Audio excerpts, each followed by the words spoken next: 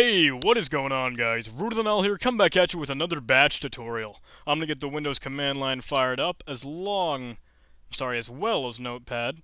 Notepad++ to be exact, an incremented value of Notepad, which makes it a whole lot better. Alright, now in this video we're going to talk a little bit more about the set local and end local commands that we've been looking at in the last two videos. One of which was function local scope and the other was script local scope. Function local scope really kind of showed you guys the syntax and how we want to be using these commands, and script local scope gave you guys a better understanding of some more of the side effects and what these commands actually do for all the functions and things that we're using it for inside of our scripts. But remember, there was a little quirk that endlocal had. Endlocal actually deletes, or sort of like removes, all the variables that it's seen so far.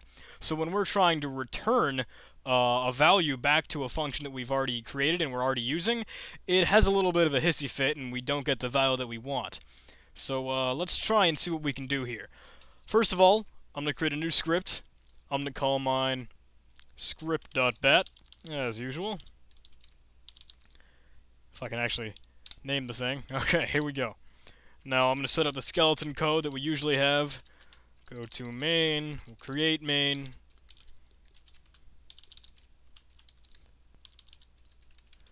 Now I can go to a whole nother function. I'll call mine add1, because this is going to be a real simple program that all it would do is just add 1 to the variable that we create here. So inside of our main function, I'm just going to simply say echo main function is running, and then we'll say setting x to 1, and that's what we'll do. We'll set x to equal 1.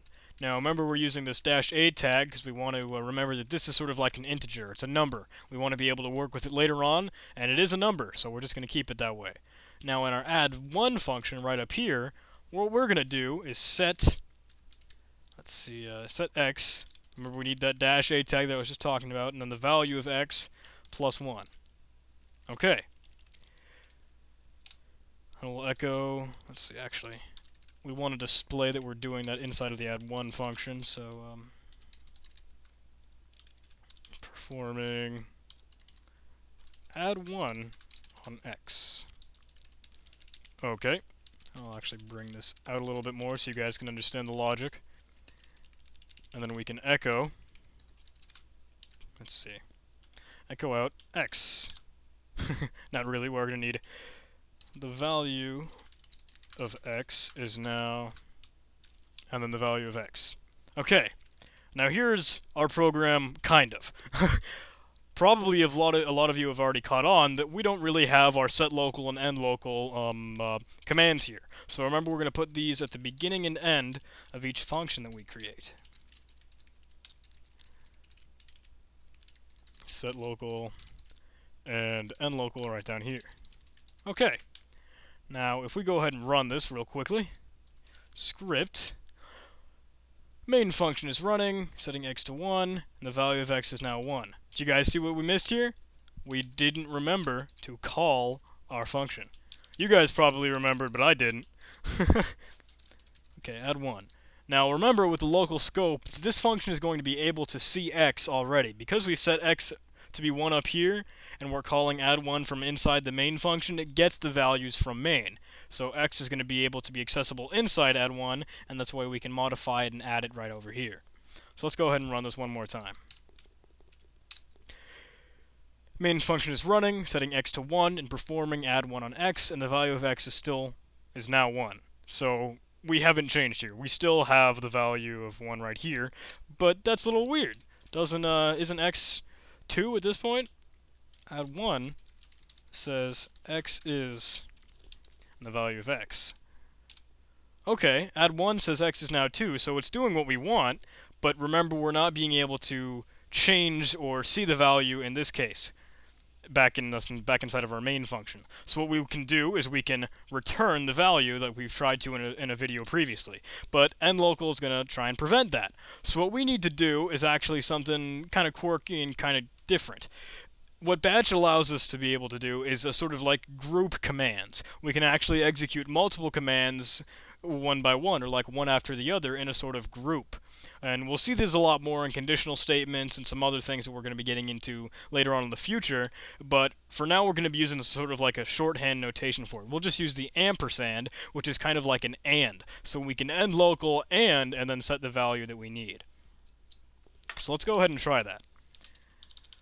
We're going to want the value to be returned at the very end of our function, remember, just like a normal return statement would do in any other language, and we'll use end local ampersand, which is the shift formation of the 7 key on your keyboard, most likely. I mean, I don't know for sure, I don't know your keyboard, and once we've got the ampersand, we can go ahead and set x to equal whatever we had prior. Now when we go ahead and run this, let's say a main function is running, setting x to 1, performing add 1 on x, and the value of x is now 2. Okay, so we're doing end local, so we'll remove all the variables that we've already set right up in here, and I can prove this to you guys in a moment, but we're still returning the x that we wanted to be able to see. So if I just set a quick variable, like something to be everything, and we try to echo out something inside of our main function here, you guys will see something is something.